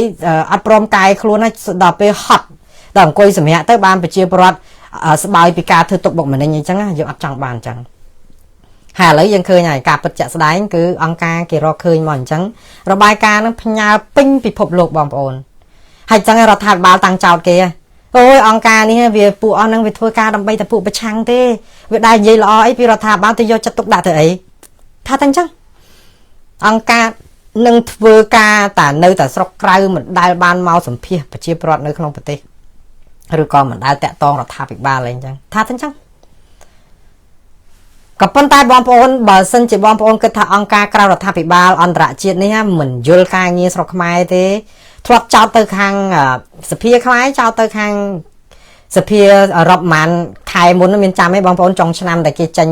សេចក្តីសម្រេចមួយចង់រកដក EBA បន្ថែមទៀតបើយើងអត់ស្ដារសិទ្ធិមនុស្សនិងប្រជាធិបតេយ្យសភាខ្មែរយើងមិនទៅចោតគេថានៅតែស្រុកក្រៅផ្ដល់ភាពអយុត្តិធម៌ដល់ស្រុកខ្មែរយើងមិនបានមើលចុះមកមើលផ្ទាល់មកឲ្យដឹងការពិតនៅស្រុកខ្មែរនឹងវាយ៉ាងម៉េចសិនអញ្ចឹងលើកទឹកចិត្តគេឲ្យចុះអាការលោកមុនគេធ្លាប់ចុះទៅម្ដងហើយតា2019ចុះហើយគេមកដាក់ទណ្ឌកម្មដក 20% អាហ្នឹងចង់ឲ្យគេចុះទៅតាមពិតគេមានមនុស្សគេនៅពេញស្រុកខ្មែរតាគេរករបាយការណ៍ពីអង្គការសង្គមស៊ីវិលហ្នឹងសិតតែអ្នកមូលដ្ឋានតាឥឡូវបងប្អូនអត់ដឹងថាការរំលោភសិទ្ធិមនុស្សហ្នឹងវាស្រួចស្រាលប៉ុណ្ណាវាអាក្រក់ប៉ុណ្ណាសួរអង្គការអាត់ហុកនេះសួរអ្នកភូមិយើងទៅបងប្អូននៅក្បែរច្បាស់ហ្នឹងឯងអាត់ហុកនៅភ្នំពេញហ្នឹងតាបងប្អូនចង់ទៅសួរគាត់ទៅគាត់បំពេញការងាររាប់សិបឆ្នាំមកហើយរបាយការណ៍គាត់របស់អង្គការអាត់ហុកហ្នឹងបងប្អូនដឹងហើយទៅចេញដើមខែកុម្ភៈកន្លងទៅតាហើយដឹងគាត់និយាយថាម៉េចទេគាត់ថាជាង 90% បងប្អូនជាង 90% នៃអាជ្ញាធរតាមសហគមន៍មូលដ្ឋានហ្នឹងគឺរដ្ឋបិទសិទ្ធិសេរីភាពរបស់ប្រជាពលរដ្ឋជាង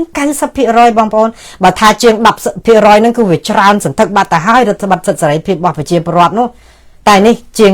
90% នៃអាជ្ញាធរមូលដ្ឋានរដ្ឋបិទសិទ្ធិសេរីភាពរបស់ប្រជាពលរដ្ឋនៅមូលដ្ឋានបងប្អូនចុះឲ្យអាកសលមកម្លេះបើយើងមានរដ្ឋធម្មនុញ្ញចែងអំពីការធានាសិទ្ធិមនុស្សអីត្រឹមត្រូវហេតុអីបានជាអាជ្ញាធរនឹងថ្លើមធំម្លេះទៅបំពេញរដ្ឋធម្មនុញ្ញហើយមិនមែនទៅបំពេញរដ្ឋធម្មនុញ្ញទេបំពេញសារាចរណែនាំរបស់ក្រសួងមហាផ្ទៃថាកុំឲ្យរដ្ឋបិទសិទ្ធិសេរីភាពរបស់ប្រជាពលរដ្ឋទៀតហើយចឹងអស់លោកធ្វើការមិនឥឡូវនៅពេលដែលច្បាប់ចេញទៅឬក៏ប័ណ្ណបញ្ជាចេញទៅសារាចរសេចក្តីណែនាំចេញទៅអាជ្ញាធរមូលដ្ឋានផ្កើនដាក់ទាំងអស់អ្នកដែលរងការឈឺចាប់គឺប្រជាពលរដ្ឋហើយអត់អាចនឹងតវ៉ាអីបានទាំងអស់ឥឡូវយើងមើលរបាយការណ៍គាត់អញ្ចឹងបានខ្ញុំថាបងប្អូនកុំទៅសួរអ្នកណានៅឆ្ងាយអីបងប្អូនសួរតែអ្នកមូលដ្ឋាននឹងទៅបានហើយថាអ្នកនៅក្រៅនឹងថាគេបានរបាយការណ៍នឹងចេះតែផ្ដេសផ្ដាស់ឥឡូវគេនៅមូលដ្ឋាននេះអង្គការអាត់ហុកនេះតែគាត់នៅមូលដ្ឋានហើយគាត់រាយការណ៍មកអញ្ចឹងគាត់រាយការណ៍ឲ្យគាត់មានរបាយការណ៍គាត់ទេបងប្អូនអញ្ជើញទៅអានរបាយការណ៍របស់គាត់ទៅខ្ញុំមិនជឿថាគាត់ទៅពលិះព័ត៌មានដើម្បីបានកម្អសេអីទេព្រោះគាត់ហេតុអីបានអញ្ចឹងគាត់ចោះទៅធ្វើវគ្គបណ្ដុះបណ្ដាលបងប្អូនប្រជាពលរដ្ឋតាមមូលដ្ឋានគ្រប់ច្រកល្ហក22ខេត្តបងប្អូនច្រើនដែរយើងមាន25ខេត្តក្រុងតែនៅស្រុកខ្មែរគាត់ចោះទៅ22ខេត្តហើយហ្នឹងហើយ22ខេត្តហ្នឹងគាត់ចោះទៅប្រហែលស្រុកបងប្អូន66ស្រុកហើយ66ស្រុកហ្នឹងគឺចោះទៅ111ឃុំហើយ111ឃុំហ្នឹងគាត់ចុះទៅ296ភូមិប៉ុណ្ណឹងរបាយការណ៍មិនទៀតបងប្អូនបើសិនជាបងប្អូនស្ដាប់មើលទៅរបាយការណ៍បណ្ណាទៀតដែលបងប្អូនគិតថាល្មមជឿថាប្រទេសកម្ពុជាគ្មានសិទ្ធិមនុស្សឬក៏មានការរំលោភរដ្ឋបတ်ពីអាជ្ញាធរហើយអាជ្ញាធរជាង 90% រដ្ឋបတ်សិទ្ធិសេរីភាពរបស់ប្រជាពលរដ្ឋរឹតរឿងអីបងប្អូនរឹតរឿងអីបងប្អូនចេះសួរទៀតមកពីអ្នកឯងប្រឆាំងមកពីអ្នកឯងធ្វើបដិវត្តពណ៌មកពីអ្នកឯងញុះញង់ចឹងមិនឲ្យអាជ្ញាធរគេតាមមើលតាមឃ្លាំមើលគេដើម្បីរក្សាសន្តិភាពទោះក្នុងតម្លៃណាក៏ដោយហ្នឹងគឺភាសារបស់អាជ្ញាធរមូលដ្ឋានប៉ុន្តែមិនមែនទេបងប្អូនគឺអាជ្ញាធរមូលដ្ឋានយើងហ្នឹងគឺចរិតអញ្ចឹងតែម្ដងគឺចោះទៅហ្នឹងគឺធ្វើឲ្យប្រជាពលរដ្ឋបាក់ស្បាតហ្មងបងប្អូនចំណាំមើលរដ្ឋបတ်នៅក្នុងការបញ្ចេញមតិហ្នឹងគឺការជួបជុំដោយសន្តិវិធីគឺមែនតើគឺរំលោភច្បាប់ជាតិហើយរំលោភច្បាប់អន្តរជាតិទៀតគឺហើយមិនត្រឹមប៉ុណ្្នឹងទេអាត់ហុកហ្នឹងក៏រកឃើញទៀតថាអនុវត្តឲ្យផ្ទុយពីសេចក្តីជូនដំណឹងរបស់ក្រសួងមហាផ្ទៃគេដាក់លេខឲ្យទៀតបាទគឺ2006សចនចុះថ្ងៃទី27ខែវិច្ឆិកាឆ្នាំ2018អីហ្នឹងហើយរូបភាពរបស់អាជ្ញាធរហ្នឹងគេធ្វើមិនអ្វីដែលអាត់ហុករកឃើញអាជ្ញាធរមូលដ្ឋានហ្នឹងធ្វើអីសួររកលិខិតអនុញ្ញាតហ្នឹងហើយ អូចុះសិទ្ធិរបស់ប្រជាពលរដ្ឋចាំបាច់សួរសិទ្ធិអនុញ្ញាតដែរបងប្អូនគ្រាន់តែនិយាយចុះទៅអប់រំប្រជាពលរដ្ឋពីសិទ្ធិតាមពិតទៅបើអាជ្ញាធរឆ្លាតវៃប្រជុំបុគ្គលិករាជការនឹងចោលអស់ហើយយកលុយនឹងយកមកជួលអង្គការសង្គមស៊ីវិលនឹងឲ្យចុះអប់រំប្រជាពលរដ្ឋមូលដ្ឋាននេះមិនត្រូវឥឡូវទៅជួលលុយអស់លោកឲ្យស៊ីប្រាក់ខែរដ្ឋហើយឲ្យអត់ទៅជួយអប់រំប្រជាពលរដ្ឋឲ្យស្គាល់ពីសិទ្ធិមនុស្សបែរទៅជាបង្ក្រាបប្រជាពលរដ្ឋធ្វើទុកបុកម្នេញឲ្យគ្នាបាក់ស្បាទៅសួររលិខិតអនុញ្ញាតរារាំងមិនអនុញ្ញាតឲ្យប្រជាពលរដ្ឋធ្វើការឲ្យអង្គការធ្វើការផ្សព្វផ្សាយអញ្ចឹងទៅហាមេភូមិមកតម្រូវឲ្យជូនដំណឹងមុនធ្វើការផ្សព្វផ្សាយអញ្ចឹងទៅថតរូបថតវីដេអូឲ្យសុំបញ្ជីវត្តមានអ្នកចូលរួមទៅដូចសម័យកុម្មុយនីសគាត់តែគេទៅនឹងគឺថាដូចថាភ័យគ្រប់រឿងហ្មងនិយាយទៅយើងមួយថ្ងៃថាយើងបង្កឲ្យប្រជាពលរដ្ឋភ័យប៉ុន្តែអាជ្ញាធរខ្លួនឯងភ័យដេកអត់លក់ដែរអានេះហើយគឺជាកម្មពៀណាបងប្អូនមួយថ្ងៃមានការងារមកកណក៏ដឹកអត់ប្រឹងរព្រមដោះស្រាយការពារសុវត្ថិភាពជូនប្រជាពលរដ្ឋប្រឹងតែភ័យសួរបញ្ជីវត្តមាននឹងមានណាចូលរួមខ្លះហើយបងប្អូនដឹងហើយនៅពេលដែលគេចាប់ផ្ដើមមានអាជ្ញាធរមានសមត្ថកិច្ចកាន់កាមេរ៉ាមកប្រចាំងចំមុខយើងអីអញ្ចឹងឬក៏ទៅឈរតាមលបងហើយរាណាមិនភ័យបងប្អូនសម័យខ្មែរក្រហមនោះយើងដឹងអាឆ្លប់យកការអាប៉ងឆ្លប់នឹងតាមសំបីតាគេរៀបការឲ្យមិនគេងរួមដំណេកអីជាមួយគ្នានឹងក៏មកនៅលូនក្រោមផ្ទះនឹងមកចាំមើលអ្នកណាដេកមិនដេកជាមួយគ្នានឹងគឺថាវាអស់ហើយ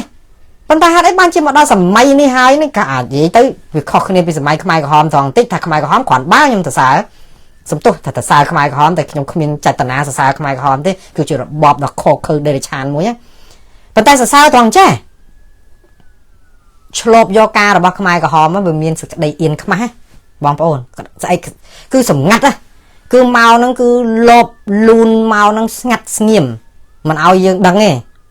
ប៉ុន្តែសម័យឆ្លប់យកការសម័យនេះគឺថានៅចងោនៅមុខយើងមកគឺថតរូបអញ្ចឹងឲ្យយើងឃើញអញ្ចឹងហ្មងដើម្បីកំឡាដើម្បីបំបាក់ស្មារតីដើម្បីសម្លុតបំភ័យយើងគឺថាផ្កើនមែនតើតែម្ដងគឺនៅលើគោកចឹងមកអញ្ចឹងគឺលិចចេញពីអត្តចរិតនៃភាពជាអ្នកដឹកនាំដែលយើងយកគិញឬក៏អ្នកគេហៅអីអនុក្នុងឬក៏ជនបង្កប់អីហ្នឹងគឺយើងលាតត្រដាងឲ្យគេឃើញហ្មងគឺនេះគឺជាវិធីទុច្ចរិតមួយបែបប៉ុន្តែខ្វះសេចក្តីអៀនខ្មាស់ខ្វះសេចក្តីខ្វះសុជីវធម៌ខ្វះសិលធម៌នៅក្នុងការអៀនខ្មាស់ព្រោះធម្មតាបើយើងទៅលបយកការឆ្លប់យកការវាបាស់ជាយើងលួចយកការតែនេះគឺទៅមុខតែម្ដងរារាំងមិនអនុញ្ញាតឲ្យសពបែបយ៉ាងសុំបញ្ជីវត្តមានអ្នកចូលរួមឲ្យមានវត្តមានឃ្លាំមើលនៅបរិវេណផ្សព្វផ្សាយនឹងរាល់តដងសុំលេខទូរស័ព្ទអ្នកចូលរួមក្រោយការផ្សព្វផ្សាយរួចទៀតបងប្អូនគិតមើលមេភូមិទៅដល់ផ្ទះអ្នកបានចូលរួមទៀតសួរនាំគម្រាមកំហែងទៀតសួរអីអំពីការចូលរួមផ្សព្វផ្សាយកន្លងមកនឹងជាមួយអ្នកភូមិជួនកាលមានអ្នកសវឹងស្រានឹងមករំខានការផ្សព្វផ្សាយជួនកាលមកចូលរួមធ្វើជាស្ដាប់ការផ្សព្វផ្សាយឲ្យកត់ត្រាហើយចិត្តតនេមកខ្ញុំពងតែឆ្ងល់អាជ្ញាធរមូលដ្ឋានហ្នឹងមួយថ្ងៃអត់មានធ្វើអីទេឬបានតែពេលមានអង្គការគេចុះទៅផ្សព្វផ្សាយបើចង់រៀនសូត្រស្នើទៅអង្គការអាត់ហុកទៅឲ្យគេចុះទៅបរៀនសមត្ថកិច្ចហ្នឹងមកភូមិហ្មងទៅនោះមានពេលថ្ងៃណាចុះទៅបរៀនអញ្ចឹងទៅស្រួលចាំបាច់ប្រជាពលរដ្ឋគ្រាន់តែជុំគ្នានឹងយើងចាប់ផ្ដាច់ទៅនាំគ្នាអង្គុយច្រកឲ្យតាំងកត់ត្រាគ្នាភ័យដែរណាដូចតែខ្លាចកត់ឈ្មោះកត់អីរាយការណ៍ហ្នឹងសម័យខ្មែរក្រហមដោយសារតែរឿងរាយការណ៍ហ្នឹងស្លាប់អស់មកកណ្ដោក៏ដឹកមកលៀន7សែននាក់ដោយសារតែរាយការណ៍ថាខ្មាំងយកបងហ្នឹងគ្នាវាបាក់ស្បាតហេតុអីបានជាឲ្យអាចជំងឺបាក់ស្បាតហ្នឹងគ្នានៅមិនអាចព្យាបាលជាសះបានហើយចង់ឲ្យគ្នាថាបើកុំចង់បាក់ស្បាតនៅឲ្យស្ងៀមទៅកុំតែអញញ៉ៃមើលអង្គការអាត់ហុកកុំតែអញញ៉ៃជាមួយអង្គការលីកាដូកុំតែអញញ៉ៃជាមួយក្រុមផ្សព្វផ្សាយតាក់ទងសិទ្ធិមនុស្សនិងប្រជាធិបតេយ្យអីហ្នឹងទៅវារួចខ្លួនអាជ្ញាធរណាគេរករឿង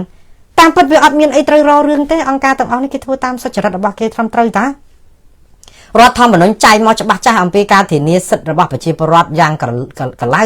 ហើយរដ្ឋធម្មនុញ្ញខ្មែរយើងចែងទៀតមិនត្រឹមតែធានាតែច្បាប់ជាតិទេនោះទៅយកច្បាប់អន្តរជាតិមកកណោក៏ដឹកយកមកធានាអះអាងថាធានាសិទ្ធិប្រជាពលរដ្ឋជំនួសមុខអន្តរជាតិទៅទៀត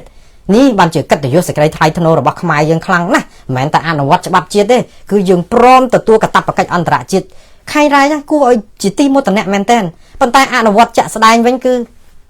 តែតែម្ដងយើងមើលបងប្អូនឃើញរបាយការណ៍របស់អង្គការអាត់ហុកដែលចុះពីថ្ងៃទី9ខែកុម្ភៈហ្នឹងដើមឆ្នាំ2025យើងហ្នឹងអស់លោកអញ្ជើញទៅបើកមើលឯកសារហ្នឹងឡើងវិញទៅខ្ញុំមិនជាអ្នកដែលថាស្អីទេគឺថារបាយការណ៍នៅមូលដ្ឋានរបស់ពួកគាត់តាអាហ្នឹងហើយដែលបងប្អូនស្អប់អង្គការសង្គមស៊ីវិលខ្លាំងមែនតើឲ្យតែលឺគេផ្ដាច់ជំនួយផ្ដាច់អីហ្នឹងនិយាយពីអង្គុយទះដៃជប់លៀងឲ្យវាដាច់ចោះព្រោះអីថា ជំនួយនឹងយកមកធ្វើការស្មោកគ្រោកឈួតលីលាអញ្ចឹងនេះជាអំពើឈួតលីលាអង្គការអាត់ហុកយកទៅធ្វើការដើម្បីអប់រំផ្សព្វផ្សាយប្រជាពលរដ្ឋឲ្យស្គាល់ពីសិទ្ធិសេរីភាពរបស់ខ្លួនអានឹងជាអំពើឈួតលីលាតទៅពេលមន្ត្រីដែលមករំខានយាយីទៅជាអំពើថ្លៃធ្នូមានសិលធម៌ត្រឹមត្រូវវិញខ្ញុំថាគួរតែប្រច្រាស់គ្នាវិញមិនត្រូវមន្ត្រីអាជ្ញាធរដែលទៅរាវឆានប្រជាពលរដ្ឋរំលោភសិទ្ធិរបស់ប្រជាពលរដ្ឋទាំងមានចែងនៅក្នុងរដ្ឋធម្មនុញ្ញធ្វើឲ្យប្រជាពលរដ្ឋបាក់ស្បាត់នោះហើយជាអំពើឈួតលីលានោះមិនត្រូវវាមិនមែនជាអំពើថ្លៃធ្នូទេហើយហាមឃាត់ប្រជាពលរដ្ឋអាកត់ត្រាអីហ្នឹងមកកណោក៏ដូច្នេះអស់លោកបើយើងនិយាយអំពីសិទ្ធិរបស់នារីគឺយើងនិយាយអំពីសិទ្ធិមនុស្សអញ្ចឹងនៅពេលដែលយើងអត់មានសិទ្ធិមនុស្សទាំងអង្គការ Freedom House ក៏រកឃើញថាយើងគ្មានសិទ្ធិទេគ្មានសេរីភាពទេទាំងគម្រោងយុត្តិធម៌ពិភពលោករកឃើញថានីតិរដ្ឋយើងគឺជាប់លេខ141លើ142ប្រទេសគឺគ្មាននីតិរដ្ឋគ្មាននីតិរដ្ឋបានន័យគ្មានប្រព័ន្ធតុលាការឯករាជ្យគ្មានប្រព័ន្ធយុត្តិធម៌ត្រឹមត្រូវគ្មានអ្នកណាអាចនិយាយតវ៉ាអីបានទេព្រោះតុលាការចាប់ដាក់គុកគឺចប់ហើយចាស់យើងមានមោទនភាពអីទៅនិយាយអំពីការលើកដំកើងសិទ្ធិនារីនោះបងប្អូនព្រោះសិទ្ធិនារីគឺជាសិទ្ធិមនុស្សមិនអញ្ចឹងបើយើងគ្មានសិទ្ធិមនុស្សគឺគ្មានទេសិទ្ធិនារីហើយនារីនៅប្រទេសកម្ពុជានេះបងប្អូនអាផាត់ណាស់រងការមាក់ងាយពីមនុស្សគ្រប់ចម្ពោះមាក់ងាយជួនកាលហ្នឹងយើងឃើញហើយដូច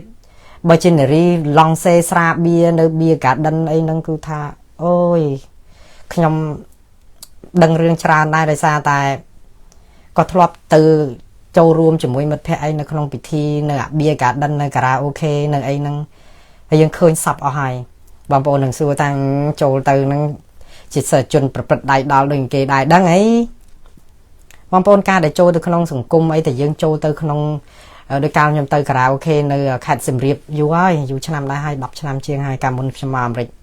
តែយើងឃើញនៅក្នុងទូកញ្ចក់តែគេដាក់ភ្លើងពណ៌ស៊ីជម្ពូបងប្អូនឃើញស្ត្រីក្មេងស្លៀកពាក់ខ្លាច់ខាច់លើខាច់ក្រោមអង្គុយនៅក្នុងទូកញ្ចក់ដូចថាដូចជាការដាក់លក់ដូចទំនិញអញ្ចឹងស្ត្រីយើងដូចទំនិញអញ្ចឹងបងប្អូននឹងចោទសួរចោះថាអីនៅស្រុកខ្មែរចោះស្រុកអាមេរិកហ្នឹងអត់មែនស្រុកដទៃទៀតហ្នឹងគេអត់មែនគេធ្វើតែអញ្ចឹងតែគេមានកន្លែងគេធ្វើបងប្អូនអំពើបែបនេះនៅកន្លែងណាក៏មានដែរគាត់ប៉ុន្តែមនុស្សពេលខ្លះវាអត់ជំរឿសបងប្អូនអ្នកខ្លះគឺគេជ្រើសថាចង់ធ្វើបែបហ្នឹងណាបើសិនគេពេញចិត្តប៉ុន្តែបងប្អូនច្រើនណាស់ដែលខ្ញុំច្រើននិយាយទៅនិស័យឲ្យតែចូលក្រៅអូខេខ្ញុំរំខានគេតែរហូតទេ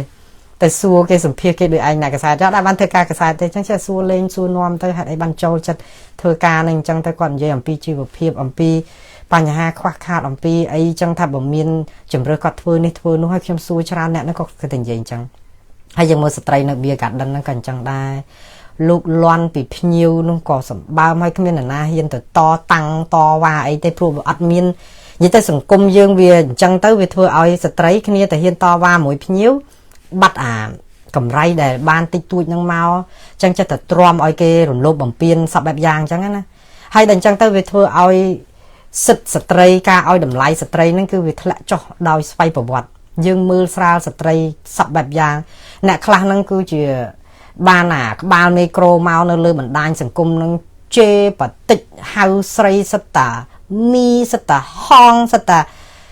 អើយខ្ញុំសុំទោសសំបីតែនិយាយពាក្យនឹងឡើងវិញដើម្បីយកមកបញ្យល់បងប្អូនឲ្យសមនឹងពាក្យដែលគេនិយាយហ្នឹងក៏អៀនមាត់ដែរគឺថាវាដាច់សាច់ហើយតែចេះតែទៅបានទៅគ្មាននរណាមករត់រឿងអីហើយមានតែអ្នកគ្រប់ត្រហើយអើអញ្ចឹងទៅនៅខ្ញុំនិយាយពីរឿងស្ត្រីម្នាក់វាច្រើនករណីតែមានស្ត្រីម្នាក់អីដែលតវ៉ារឿងលូមួយកង់$40នោះណាមានអើយឃោសនិករបស់រដ្ឋាភិបាលឬគណៈបកកណ្ដាលអំណាចនឹងគេឡើងមកនឹងគឺថាសម្បើមជាងមន្ត្រីក្រសួងកាន់ការងារផ្នែកអភិវឌ្ឍជនបទណាទាំងអស់គឺមកអាកាត់ហៅគឺស្ទើមីសិតតាហងសិតតែអីអញ្ចឹងទៅសិតតែចិត្តអញ្ចឹងទៅគឺថាមើលងាយតែថាស្ត្រីក៏គិតថាគេជាប្អូនយើងជាម្ដាយយើងជាអីតែយើងក៏មើលងាយគេឬក៏អសរោះម៉េះបើនិយាយនៅក្នុងបន្ទប់ទឹកឬក្នុងកន្លែងផឹកស៊ីតែ2 3នាក់ទៅក៏ថាវាគួរតែជ្រុលខ្លាំងណាស់ដែលតែយើងនិយាយតែប្រមាថការទៀនឬក៏អសរោះអញ្ចឹងប៉ុន្តែនេះគឺលើប្រព័ន្ធផ្សព្វផ្សាយសាធារណៈទៅទៀតហើយធម្មតាអាភិបជ្រុលហ្នឹងហើយដែលធ្វើឲ្យក្រោយមកគឺមានពិធីករដែលប្រមាថថ្ងៃមុននេះ ដែលនិយាយចំអកឡក់លើឌឺដងឬក៏ក្នុងន័យមាក់ងាយដល់ស្ត្រីក្នុងកម្មវិធីបដាល់ណាមួយហ្នឹងហើយនេះមិនមែនជាលើកទី1ទេរឿងអញ្ចឹងគឺរឿងច្រើនសិទ្ធិស្ត្រីយើងមាននៅកន្លែងណាបងប្អូនយើងអត់សូវឲ្យតម្លៃស្ត្រីហើយទាំងអស់ហ្នឹងចេញមកពីយើងទាំងអស់គ្នាម្នាក់គួរជួយគ្នាបងប្អូនយើងជួយគ្នាហ្នឹងគឺយើងចេះឈឺឆ្អាលគ្នាយើងចេះក្រោកឈរតតាំងជំនួសគ្នាដែលរងគ្រោះបងប្អូននៅស្រុកអាមេរិកនេះក៏គេបង្រៀនក្មេងឲ្យចេះតតាំងនៅចំពោះអំពើអយុត្តិធម៌ដែលកើតឡើងចំពោះមិត្តរួមថ្នាក់ឬក៏អ្នកណានៅក្បែរគ្នាទុនខ្សោយគ្នាមិនហ៊ានថាយើងគួរតែមានលទ្ធភាពនៅក្នុងការជួយតតាំងហើយជួយប្រាប់គេថាណានិយាយចឹងមិនត្រូវទេ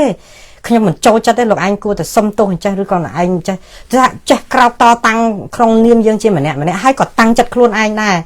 អ្នកដែលដូចថាពេលខ្លះហ្នឹង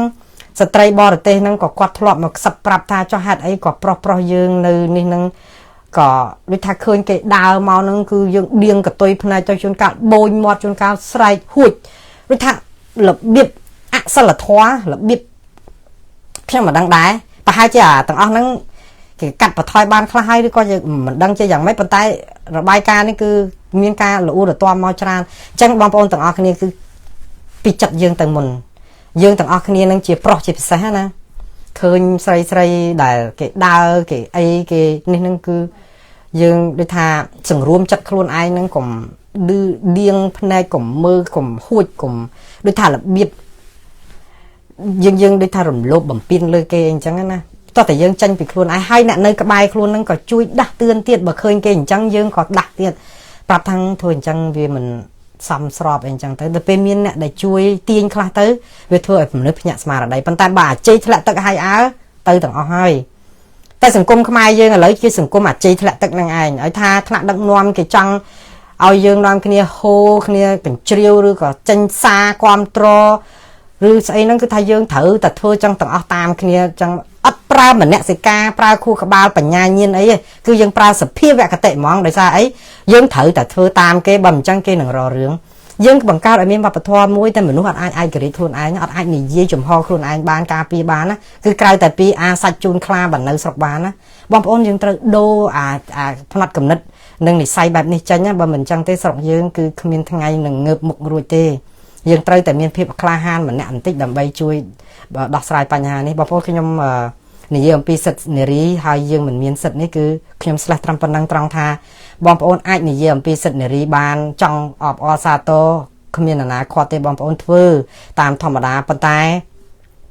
សិទ្ធិនារីមិនមែនសំខាន់នៅលើមួយថ្ងៃទី8ខែមីនាដើម្បីបងប្អូននាំគ្នាមកប្ររពទេសិទ្ធិនារីគឺផ្ដើមចេញពីការគោរពស្ត្រីទាំងនៅក្នុងជីវភាពរស់នៅប្រចាំថ្ងៃទាំងកន្លែងការងារទាំងទីណាក៏ដោយហើយយើងចេះជួយការពារពួកគាត់ហើយជាពិសេសដើម្បីឲ្យសិទ្ធិនារីនឹងមានភាពល្អផូរផង់គឺយើងនាំគ្នាស្ដារសិទ្ធិមនុស្សនិងប្រជាធិបតេយ្យឡើងវិញបងប្អូនព្រោះសិទ្ធិនារីគឺជាសិទ្ធិមនុស្សបើគ្មានសិទ្ធិមនុស្សគ្មានទេសិទ្ធិនារីវាគ្មានសិទ្ធិមនុស្សនឹងបានន័យថាសិទ្ធិនារីនឹងកាន់តែដាបខ្លាំងជាងណានៃទាំងអស់ទៀតដូច្នេះអ្វីដែលយើងត្រូវតែធ្វើគឺកុំអង្គុយបកផ្សែងតែនាំគ្នារួចភ្លើងនៅពេលដែលយើងមានប្រជាធិបតេយ្យមានសិទ្ធិសេរីភាពត្រឹមត្រូវគោរពរដ្ឋធម្មនុញ្ញមានការដែលអនុញ្ញាតឲ្យស្ថាប័នទាំង3ឯករាជ្យមានតុល្យភាពអំណាចហើយលើកកម្ពស់ស្ត្រីនឹងឲ្យចូលរួមនៅក្នុងជីវភាពនយោបាយឲ្យបានច្រើនយើងនឹងទៅបានហើយបងប្អូនមើលតើស្ត្រីដែលឆ្នាំនៅក្នុងសង្គមប្រមាណដែលរងការប្រមាថមើលងាយនឹងធ្វើទុកបុកម្នេញឥតស្រាកស្រានតាំងពីកញ្ញាឈឹមស៊ីធកញ្ញាសេងធីរីភរិយាលោកកំភៈលោកយាយម៉ាមីម្ដាយរបស់អ្នកស្រីទេពវណ្ណីខ្លួនឯងនឹងនិយាយទៅច្រើនហើយបាទឆ្លៀតឱកាសនេះក៏ខ្ញុំសូមចូលរួមរំលែកទុកដល់ក្រៀមក្រំរបស់គ្រួសារម្ដាយរបស់អ្នកស្រីដែលបានទទួលអានិច្ចកម្មនៅក្នុងពេលថ្មីនេះឃើញគាត់ផ្សព្វផ្សាយដែរគាត់មិនបានទៅចូលរួមបុណ្យសពម្ដាយគាត់ហើយការតស៊ូមតិជាច្រើនរបស់ម្ដាយរបស់គាត់នៅឯរឿងបឹងកក់រឿងស្អីគេនៅស្រុកខ្មែរនៅបរិយាកាឡាកាលសម័យដែលថាតស៊ូមតិយ៉ាងស្រួយស្រាលនឹងត្រូវជពាមកស៊ូផងត្រូវគេវាយដំឬក៏អីបែកក្បាលបែកក្បូងអីក៏លបោះស្នាមហ្នឹងក៏ច្រើនដែរប៉ុន្តែរឿងនេះគឺ សុទ្ធតែជាស្ត្រីដែលតស៊ូមតិប៉ុន្តែឥឡូវនេះសុទ្ធតែរងគ្រោះច្រើនមែនតើហើយមិនទាន់មានការដោះស្រាយឧទាហរណ៍ដូចយើងមើលកញ្ញាគុន្ធារស្មីអីនៅខាងមេដាធម្មជាតិអីហ្នឹងនៅជាប់ពន្ធនាគារនៅឡើយនឹងមានស្ត្រីជាច្រើនទៀតដែលជាអ្នកដែលតស៊ូមតិហ្នឹងគឺតែមិនទាន់បានរួចខ្លួនទេដូច្នេះបើយើងចង់និយាយអំពីសិទ្ធិស្ត្រីគឺយើងក៏អាចនឹងថាផ្ដើមពីការដោះលែងកញ្ញាសេងធីរីដោះលែងគុន្ធាហើយនឹងរស្មីអីហ្នឹងឲ្យមានសេរីភាពឡើងវិញស្ត្រីទាំងអស់ដែលតស៊ូមតិដើម្បីប្រជាធិបតេយ្យសិទ្ធិមនុស្សនិងបញ្ហាសង្គមដោះលែងពួកគាត់ឲ្យមានសេរីភាពឡើងវិញប៉ុន្តែអានោះគ្រាន់តែជារឿងដែលចាំបាច់ដែលត្រូវធ្វើមួយប៉ុន្តែរឿងដែលចាំបាច់ធំបំផុតដែលត្រូវធ្វើគឺការស្ដារសិទ្ធិមនុស្សនិងប្រជាធិបតេយ្យឡើងវិញឲ្យប្រទេសនេះមានប្រជាធិបតេយ្យពិតប្រាកដដូចអ្វីដែលជាស្មារតីកិច្ចព្រមព្រៀងសន្តិភាពទីក្រុងប៉ារីសនោះទើបតែយើងអាចនឹងឲ្យតម្លៃស្ត្រីបានពងពោះបាទអញ្ចឹងចុងក្រោយគឺខ្ញុំសូមផ្ញើឬក៏ចូលរួមមរណទុក្ខរបស់ម្ដាយរបស់អ្នកស្រីទេវនីម្ដងទៀតហើយសូមឲ្យវិញ្ញាណក្ខន្ធរបស់គាត់បានទៅកាន់សុគតិភពហើយខ្ញុំសូមស្លេះការផ្សាយរបស់ខ្ញុំត្រឹមប៉ុណ្ណេះអរគុណបងប្អូនយ៉ាងជ្រាលជ្រៅដែលបានតាមដានការផ្សាយនេះតាំងពីដើមរហូតដល់ចប់សូមប្រសិទ្ធពរជ័យសិរីសួស្តីជ័យមង្គលបវរមហាប្រសាសូមចូលកើតមានដល់បងប្អូនខ្មែរយើងគ្រប់រូបនៅប្រទេសកម្ពុជាសូមឲ្យរកទទួលទានមានបាន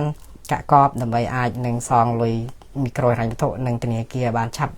កុំឲ្យច្បាក់គេយូរពេកហើយកំពុងពិបាកស្រាប់ហើយលុយចងការប្រាក់គេហ្នឹងក៏សងតាមគ្រប់ផងកម្រិតដល់ដើមដូច្នេះសូមឲ្យបងប្អូនអាចរួចផុតពីទុក្ខទោសទាំងអស់នេះបានឆាប់បាទសូមជម្រាបលាបងប្អូនត្រឹមប៉ុណ្ណេះ